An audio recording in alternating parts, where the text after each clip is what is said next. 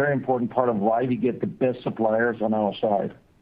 And then, of course, the long-term growth confidence.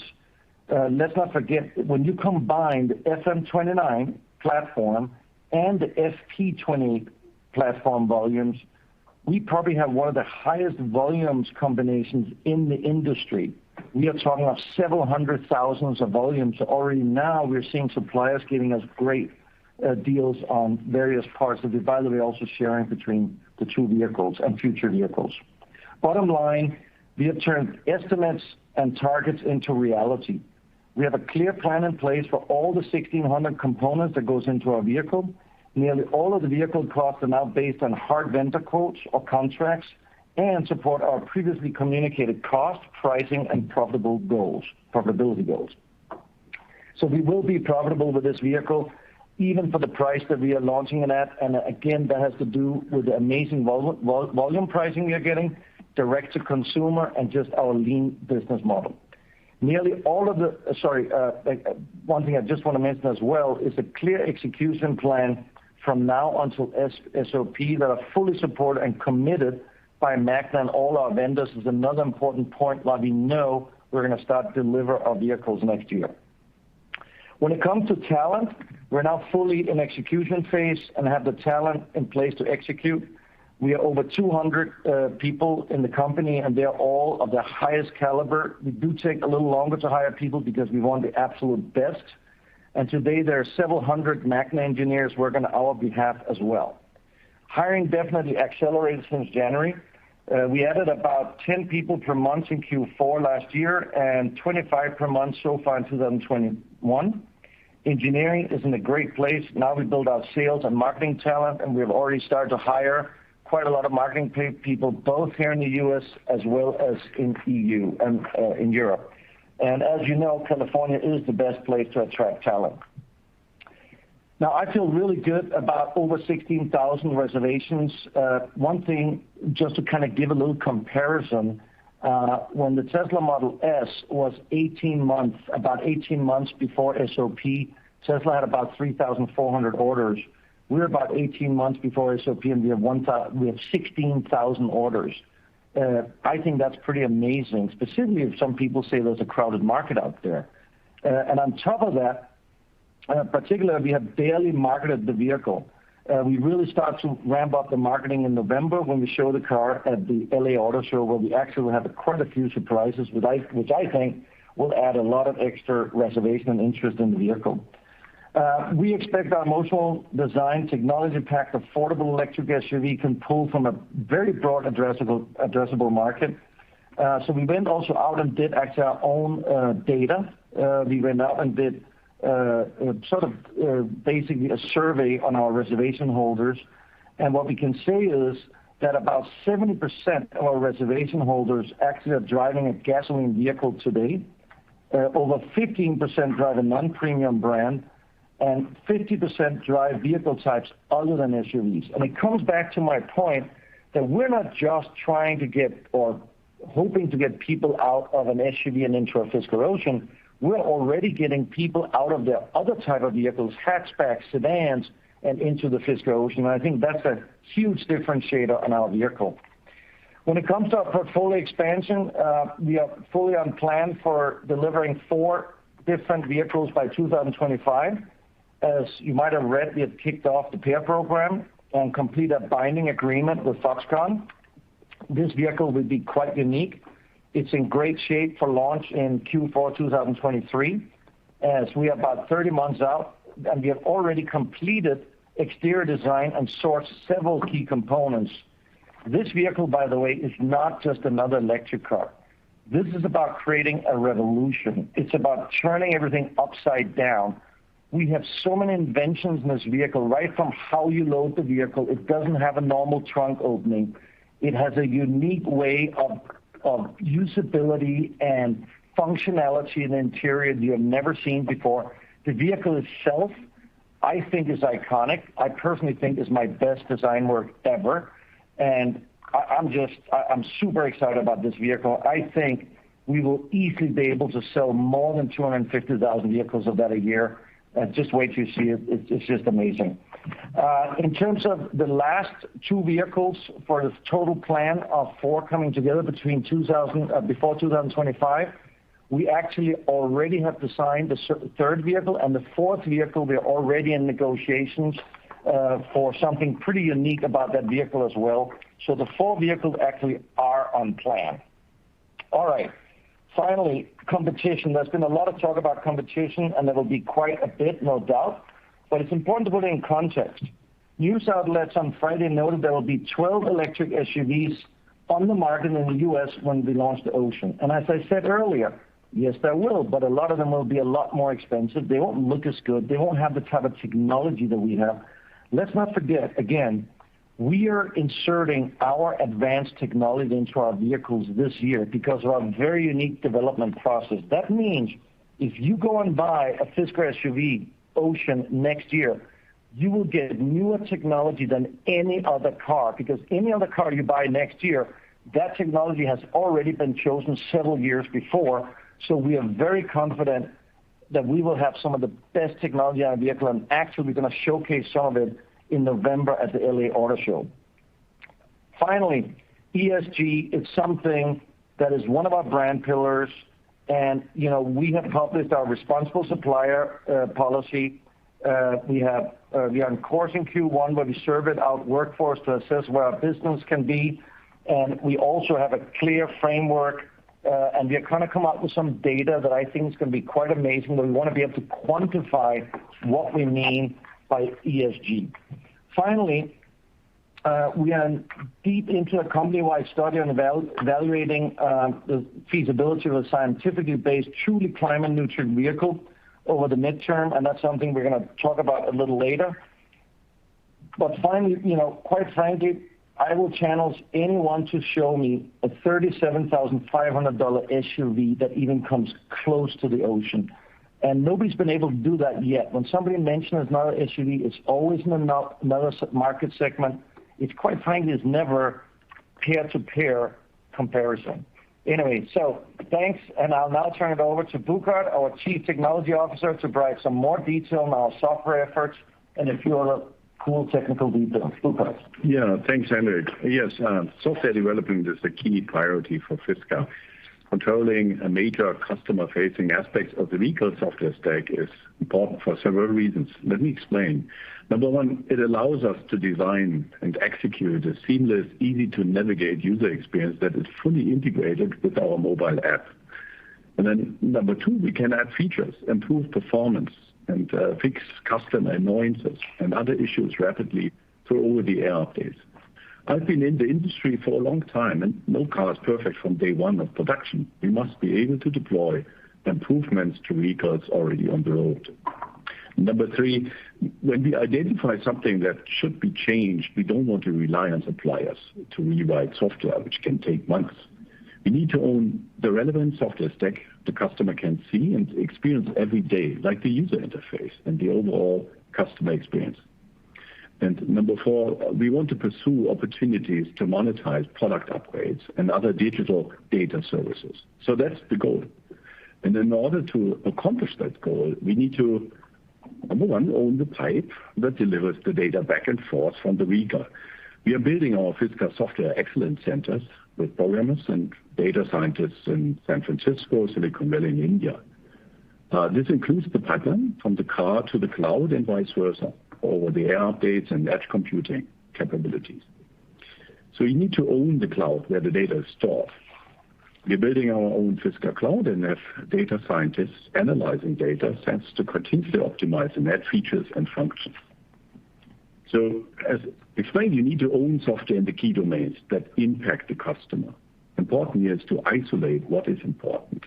And we have no desire to write software to control window motors. This is a commodity that supply chain has under control. On the other hand, components of their infotainment system that speak directly to the customer, we need to own that. Performance updates of the powertrain is owned by us. Edge computing that controls data flowing in and out of the cloud is owned by us. So finally, you need a modern consolidated electrical architecture to efficiently move data around the vehicle. And we have been able to source key multi-domain controllers using modern ASICs and system on chips that suppliers are eager to work with us on, because that's just the future. So we have some advantages. We are a small, nimble company with very large development partners with influence. That helps. We have no culture clash between hardware and software engineers. We can pick and choose our staff. For example, our user experience design and software teams are mainly from outside the auto industry. So we make technology decisions fairly late in the development process to get the most modern cloud, gateway, 5G communications, domain controller technology, and displays into the product bag. We still have a lot of work to do, but confident we have a clear plan and that our software teams in San Francisco and India are up to the task. And we are already experiencing success. We recently successfully proved out the process to download software from our cloud into vehicle domain controllers and onto the mobile app simultaneously. Thanks, and now I'll turn it over to Rita. Thanks, Burkhard, and welcome everyone. I'm really excited to be here today on our second earnings call and report back that our Q1 results were in line with the comments we made on our Q4 call back in February. We display our financial discipline as our various departments executed well as per our spending plan. We're on track to the full year guidance we previously communicated, which did not include any spending on PAIR program.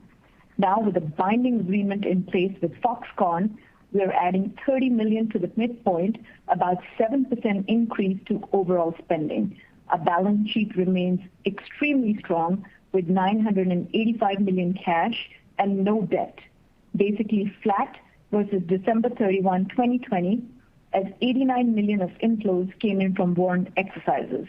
This incremental cash offsets our Q1 spending. Our current cash reserves are sufficient to fully fund the Ocean program through start of production.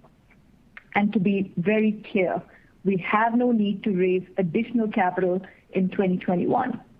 The predictability of our future business has taken a major leap forward as we progressively turn what were once estimates for the Ocean bill of materials, engineering, test and validation spend into actual contracted costs.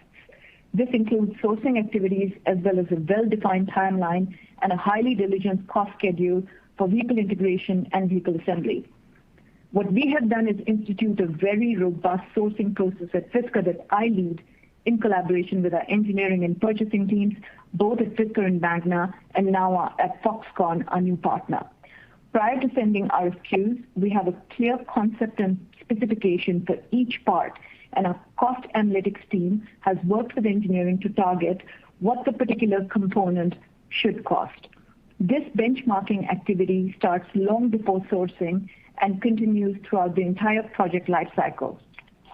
Using these financial models, we are well prepared to have in-depth discussions with our suppliers about the input and production costs for each component in our work to convert these supplier quotes into serial contracts. As one team, engineering, purchasing, quality, and finance engages with our supply base to ensure timing, cost, ESG, and quality targets are met simultaneously. As of our last engineering milestone in March that Hendrik talked about, we have suppliers identified for 100% of parts, including all the Ocean derivatives. We have established a plan for each part to support testing and validation activities, which are boring but very necessary. We are now well underway in the process of awarding serial production contracts with over 60% of the part count representing more than 1,000 parts, and well more than that by dollar value, either fully sourced or in the negotiation phase. We will share more information on key suppliers during the course of the year. Overall, on the BOM side, we now have high visibility in achieving the previously communicated BOM estimate with opportunities identified by our teams to drive that even lower. We are particularly excited about our cost position on batteries. Once an agreement is reached on localized pack production, we will share more details around our favorable position on batteries and our supplier partner. Assembly and logistics have also gained visibility, and we're at levels that are consistent with estimates we discussed back in July 2020 when we announced our business combination. Overall, we are in a great place as a high majority of ocean costs are now based on competitive vendor hard quotes, purchase orders, or contracts. Switching gears, I want to highlight the cashless warrant exercise we executed in March and April. The choice to only allow cashless exercises mitigated dilution to our shareholders by 3.5 points and also signaled confidence in our balance sheet, future spending plans, and access to capital. Finally, we are very excited to have reached a binding agreement with Foxconn to develop a second platform, FP28, with the initial vehicle launching in fourth quarter 2023. Both companies have tremendous resources to contribute to the program in terms of human capital, intellectual property, and existing supply chains. Beyond the PEAR product itself, this relationship has a very positive impact on Ocean and the FM29 platform in several ways. Let me highlight these for you. Number one, we at Fisker have already built an organization that is focused on vehicle affordability and corresponding supply chain that supports an affordable cars BOM. This means there are many relevant synergies between Ocean and PEAR platforms. Number two, the Ocean and PEAR program have a great opportunity to share several components and subsystems such as domain controllers, control units, batteries, displays that we talked about today, connectivity, and various other hardware. And this is only possible because the Ocean was already designed with affordability in mind versus several other startups that are looking at very expensive products and have an organization that does not think about vehicle affordability.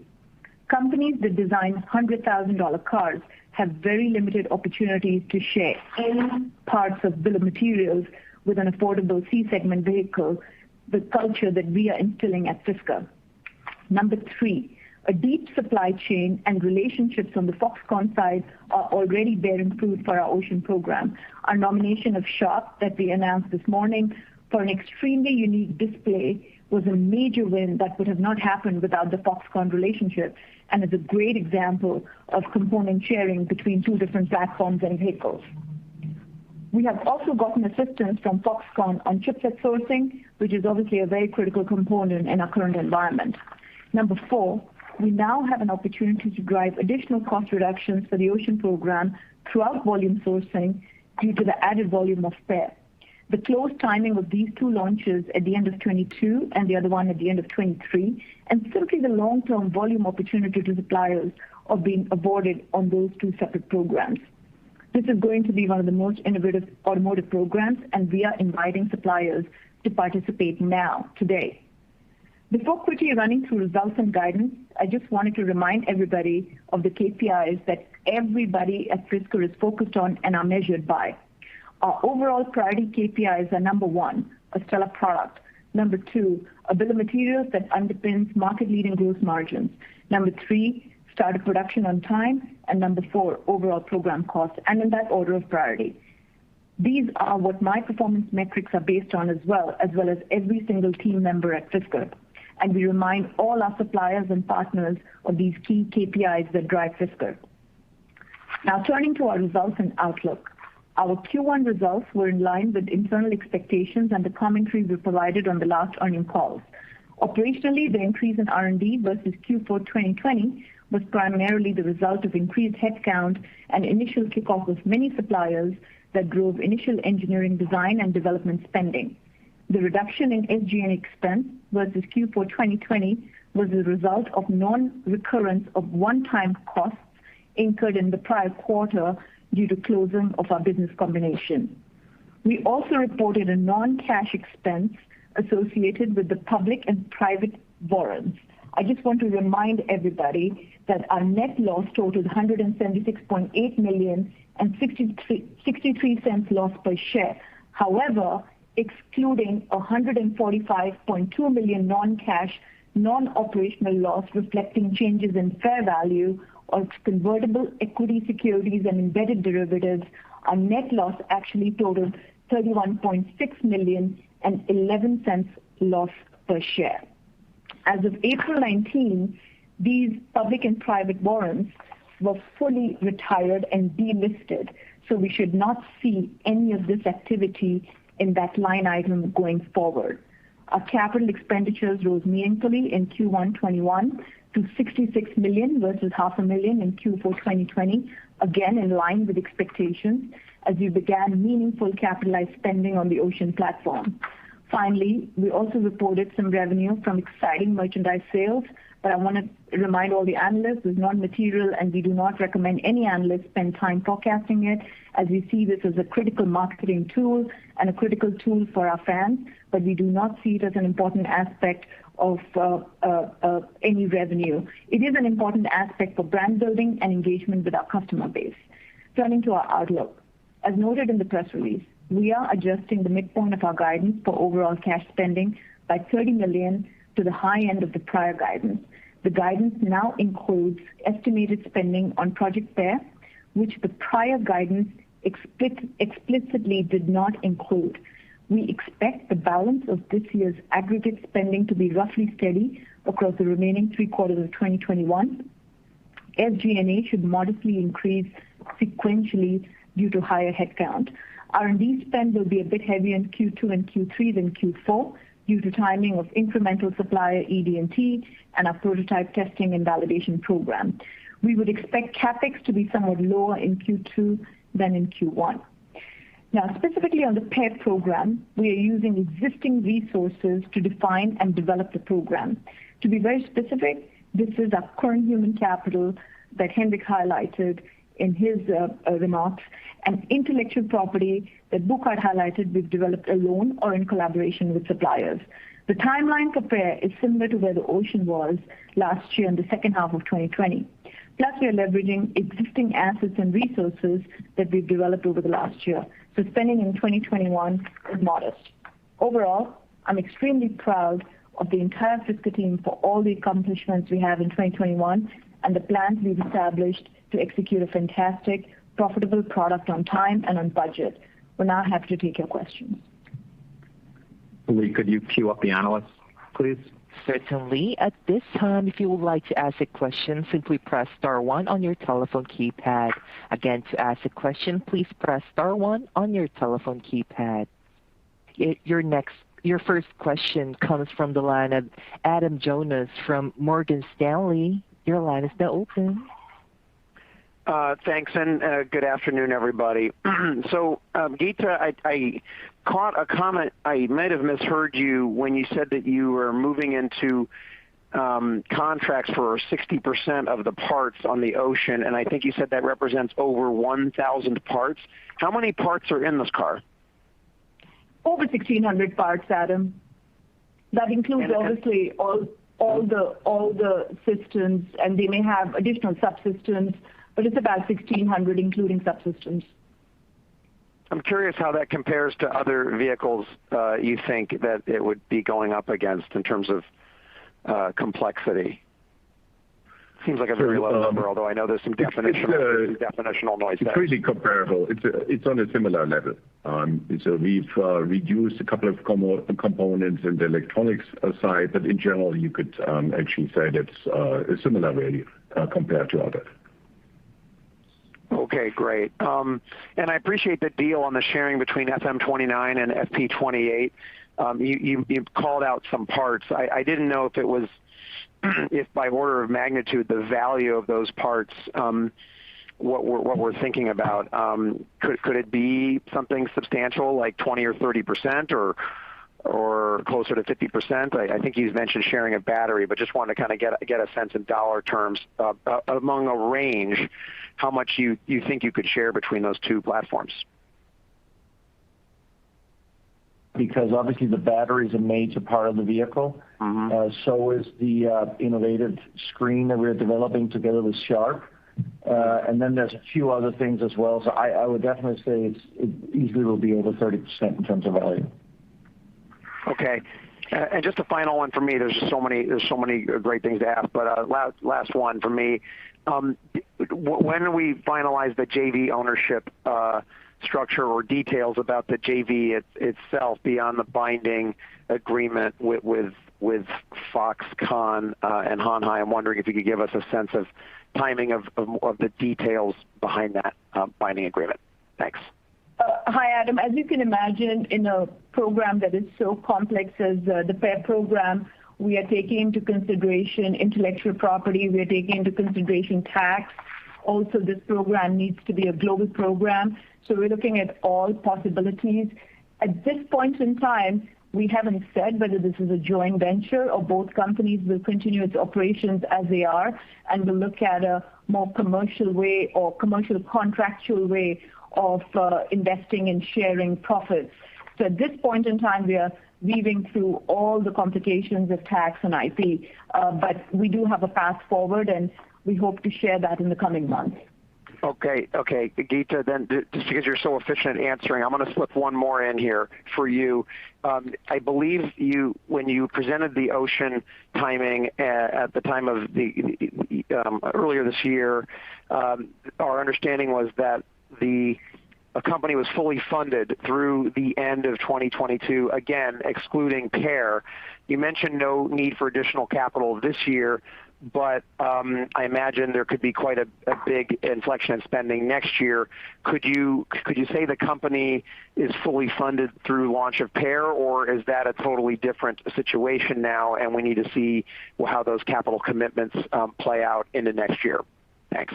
Good question, Adam, and I did expect that one from you. So two things. First of all, Adam, we do not need to raise any additional capital in 2021 to either fund Ocean or PAIR. As you know, we took in an additional $89 million that brought our cash reserves to a very healthy balance sheet of $985 million. We forecast that, or we gave the guidance today, an additional $30 million, which goes for operating expenses to the PAIR program. So given the fact that we are leveraging our existing asset base, we are on track for PAIR, we are on track for Ocean. Now, let's talk a little bit about your question, do we need to see additional cash in 22? Now, the balance sheet remains super strong with $985 million. We also show a tremendous discipline in giving the guidance and sticking to it in Q1, and you will see it in the coming quarters. I just want to remind everybody how we can optimize the balance sheet if we need to. So at this point in time, we're investing hundreds of millions of dollars in production tooling and equipment. Some of that you see in our Q1 numbers. And a lot of this can be financed at a low cost in a variety of ways in a ESG forward manner. Number two, we again have a significant amount of IP that's in both the FM29 and FP28 programs, and we still have not evaluated whether we license them out or not. Number three, we control all our emission credits, and there are opportunities to monetize these ahead of time if we wanted to. And again, I want to remind everybody my comments last time that capital markets continue to believe that electrification is the future of automotive. So once we have some additional milestones, if we feel we need to add more cash to the balance sheet, we will. But at this point in time, we do not see any need to raise additional cash this year. Thanks, Adam. Next question, Lee, please. Yes, thank you. Your next question comes from the line of Itay Michaeli from Citi. Your line is now open. Great. Hi, everybody. Just a couple of questions. First, I think the release mentioned some additional deals for fleet in Europe in Q2. Maybe talk a little bit about those deals, and are they some of those in the reservation numbers?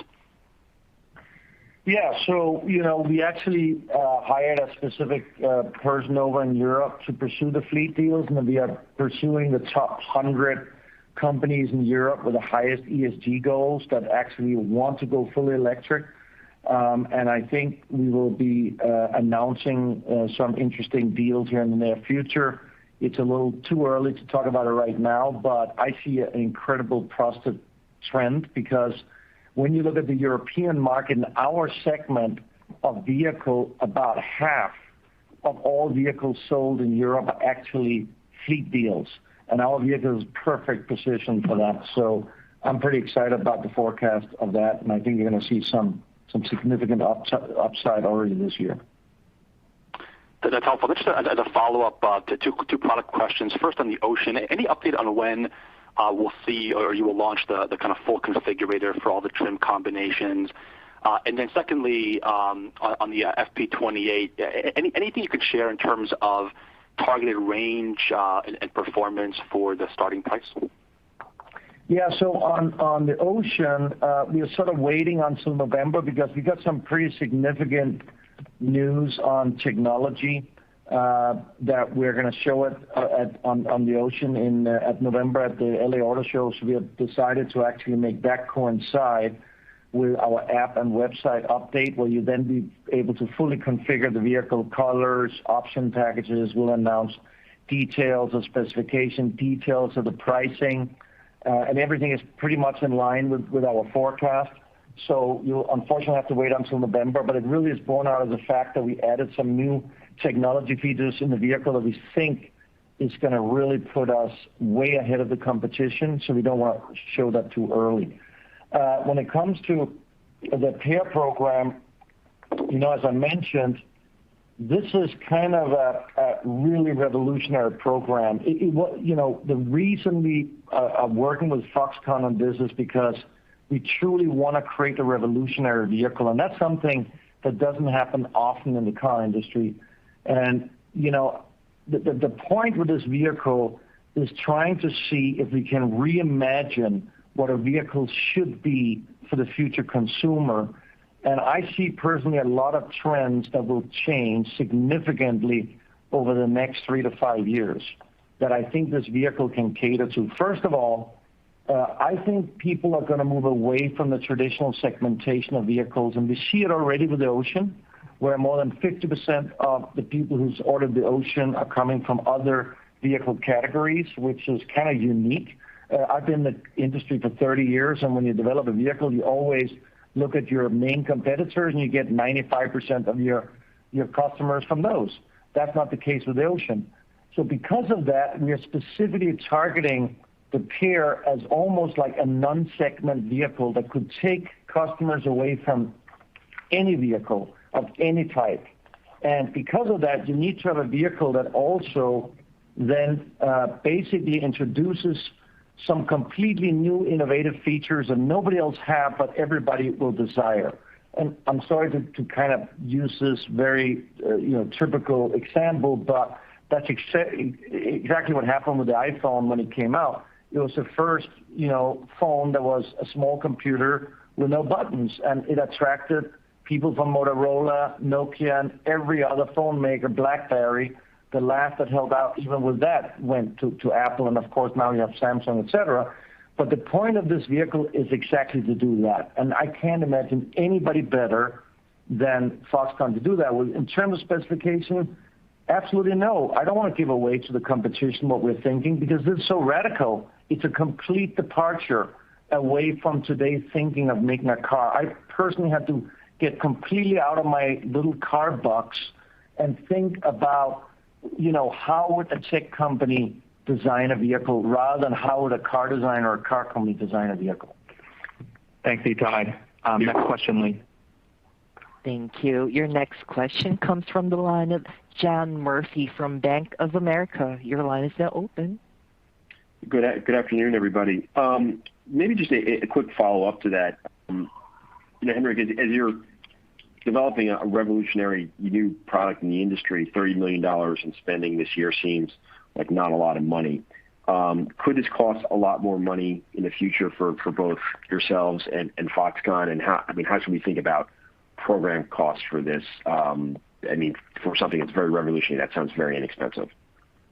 Yeah, so I think there's a couple of things that's very unique with this program. First of all, Foxconn and Fisker is jointly investing into this program. Both of us have quite a lot that we bring to the table. We now have, pretty well-staffed engineering and design group, so we don't have to go out and hire those people for that. They're sort of coming into this program as the Ocean is moving to the next phase of commercialization.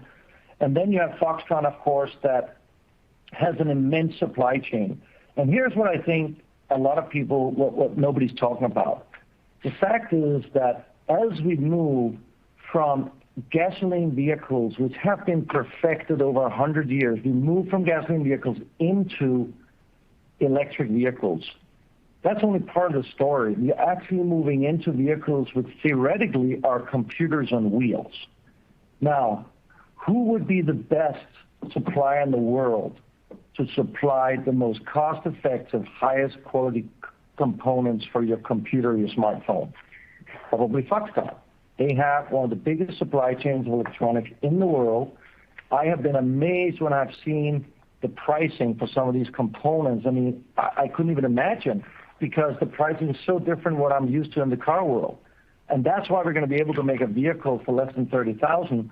So I can concentrate not on having to invent certain electrical components, but rather coming up with truly innovative things. And innovation doesn't necessarily need to cost more money. It's about being brilliant, coming with smart ideas, thinking out of the box, and taking risk. And this is a risky product. The rewards could be huge, which I think it will be. The people who have kind of seen this program, and it's very few, you keep it top secret, are quite frankly amazed by it. But, it is so new that we don't want to go out and talk about it right now. It's just too early. I mean, we're 30 months away, and it would giving too much away to the competition. But in terms of investment, the big investment will really start happening in 23, and at that point, Fisker is making a healthy revenue. Second question real quick. Headcount is the same kind of thing. You're being incredibly efficient, and I got to admit, you're getting a lot done with 203 people. I'm sure everybody's sweating hard there at the company and working really hard to get all this done, because it's a lot for 203 people. At some point, do you think you need to expand and accelerate that headcount dramatically as you get closer to SOP, or are you going to be able to operate with this very efficient army of very hardworking people to get a whole lot done, and leverage partnerships to get it done? So if you truly dig into the traditional car industry, you will realize that despite they don't really talk about it, a lot of the components in cars today are made by suppliers. I think we have just kind of gone a little on a more extreme level on that, where we have said a lot of things that are not really creating IP or are mundane tasks. We are getting out of suppliers, or we have a great relationship with Magna, and they have an amazing engineering force. Well, we have hundreds and hundreds of people working there on our behalf on our program.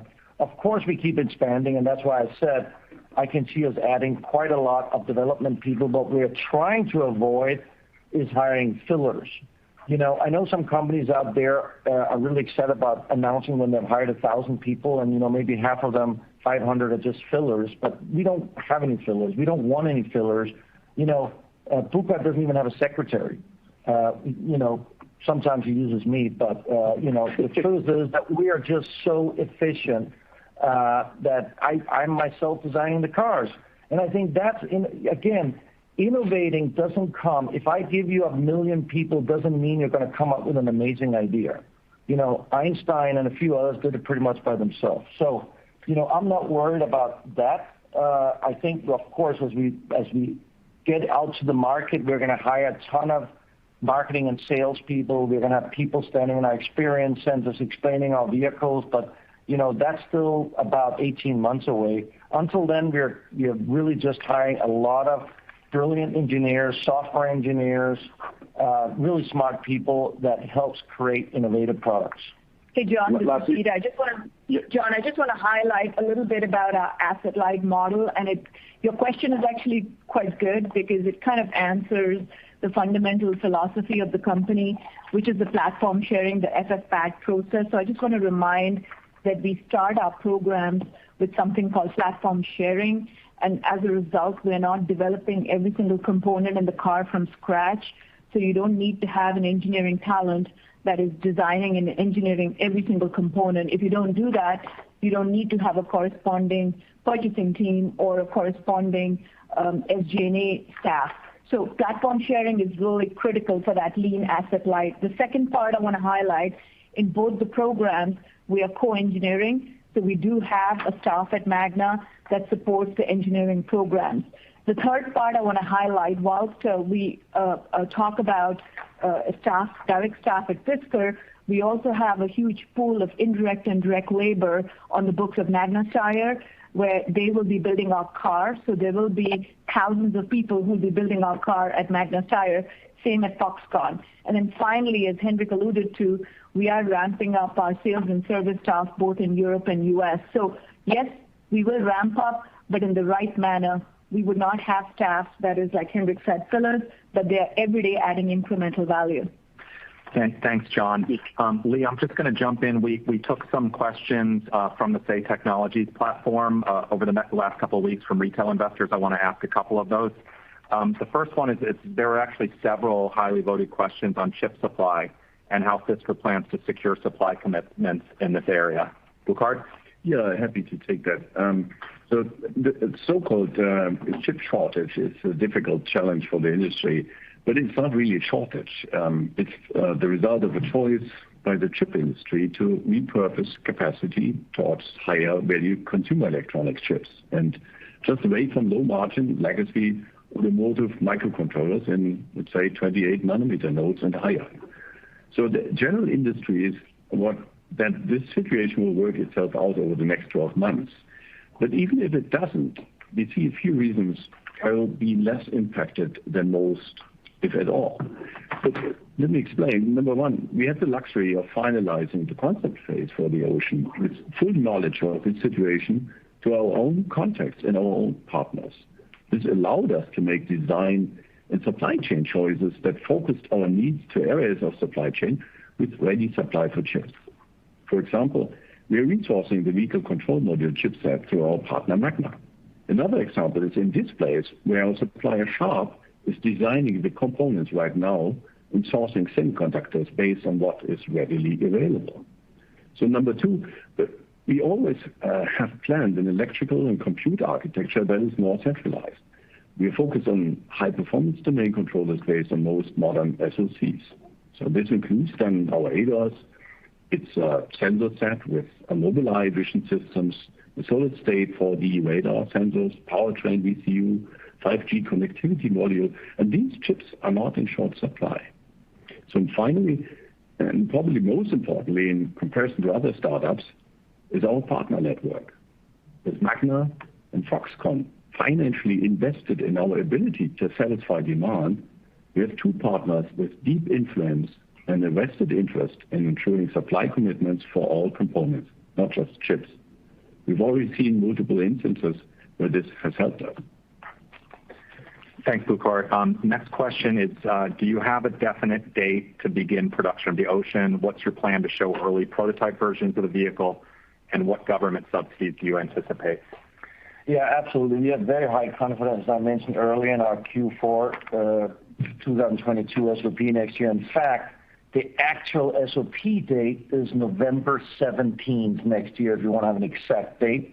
And I'm super confident, supported by Magna, that we will actually make that date. Secondly, we start initial deliveries both in U.S. and 5 key European markets, also end of next year. And then more importantly, full run rate production will happen in the first half of 2023.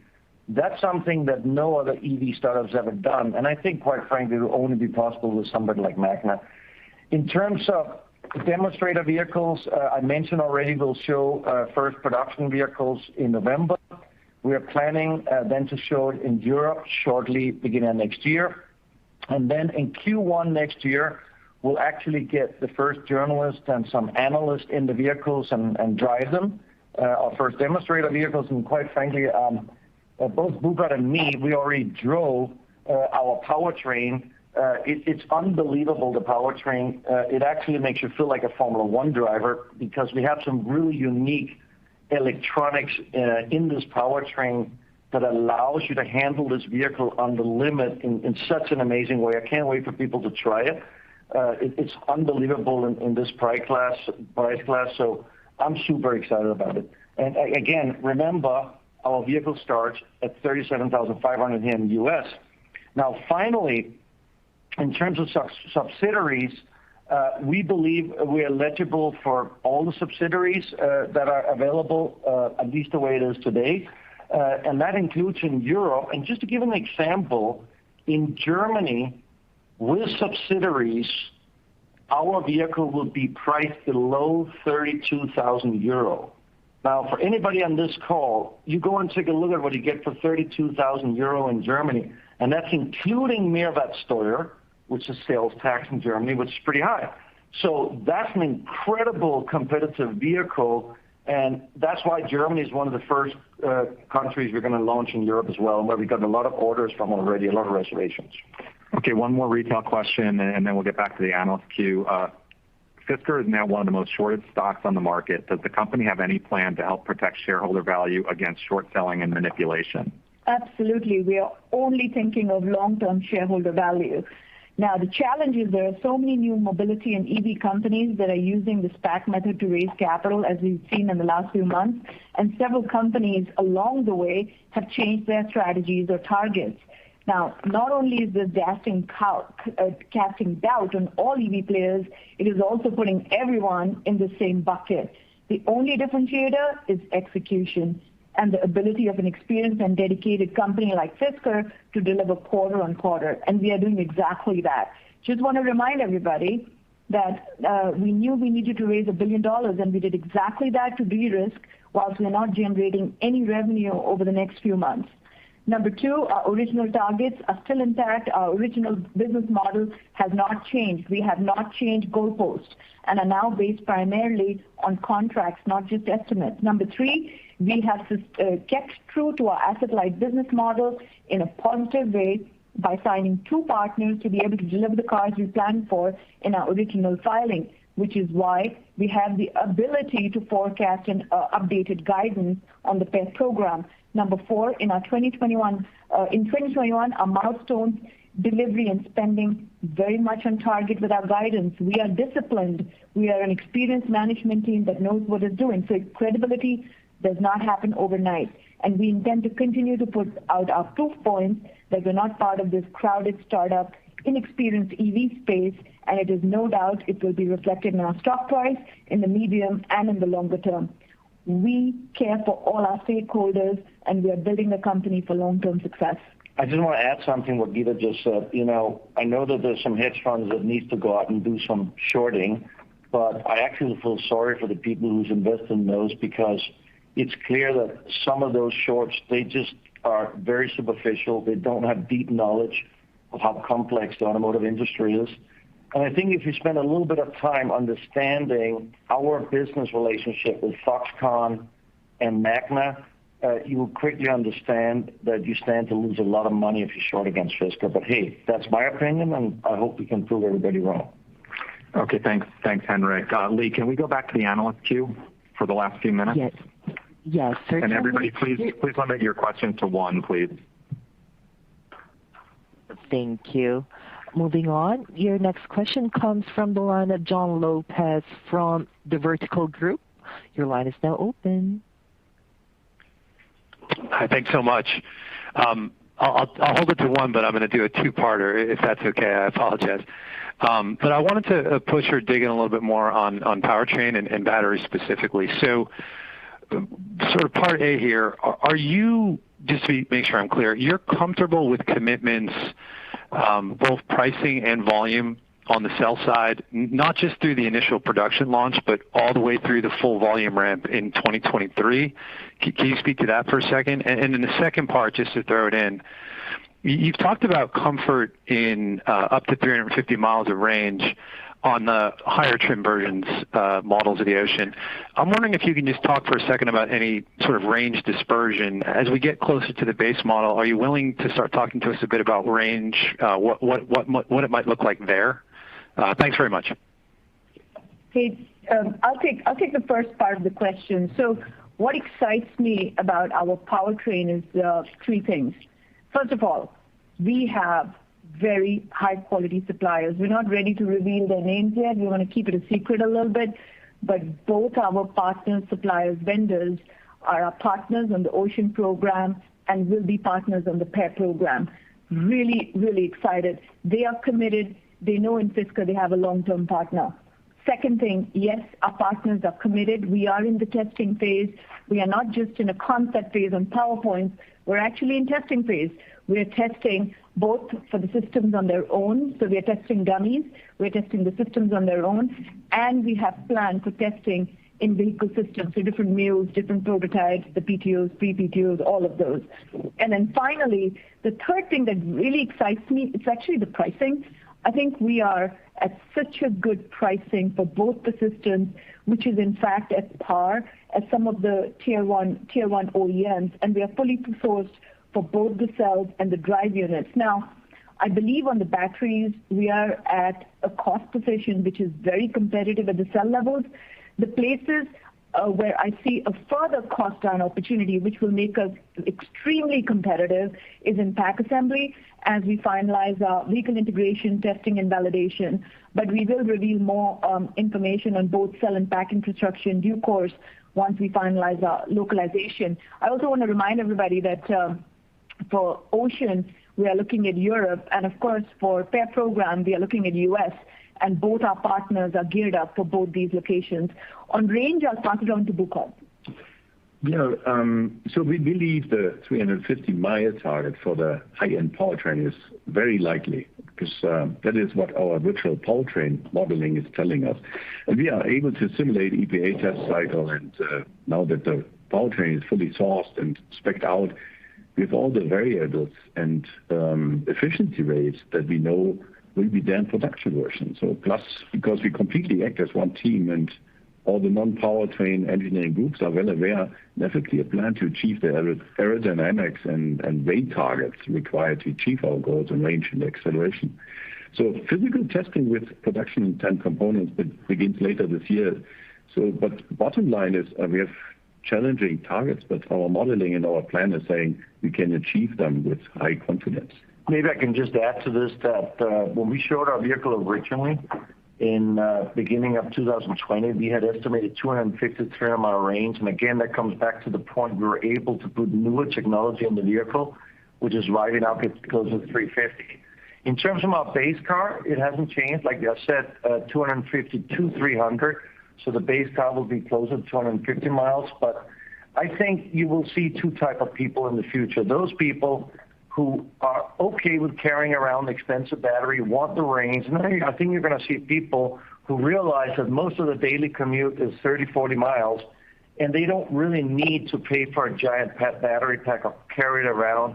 Let's not forget sustainability and the environment. Carrying, hundreds of pounds around every day if you only go 30 or 40 miles doesn't really make any sense.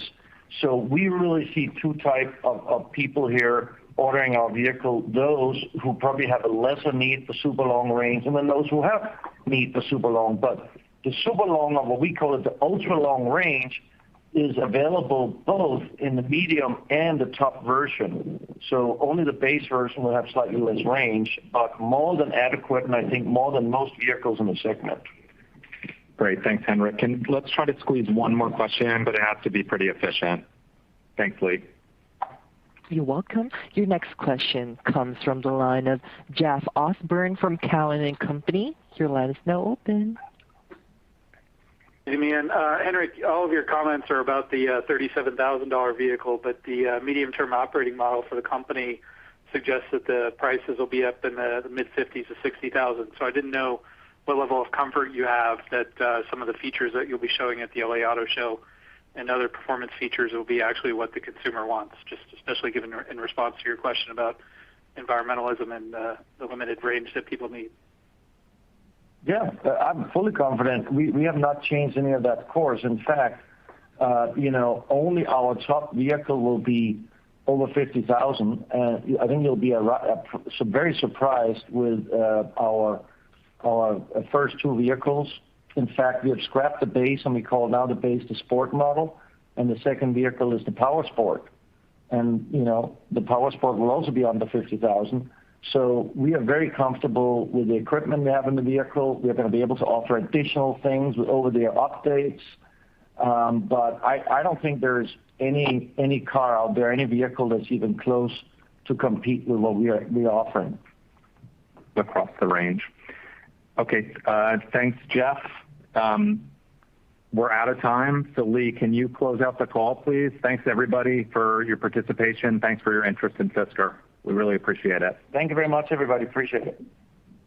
Thank you, presenters. And ladies and gentlemen, this concludes today's conference call. Thank you for your participation. You may now disconnect.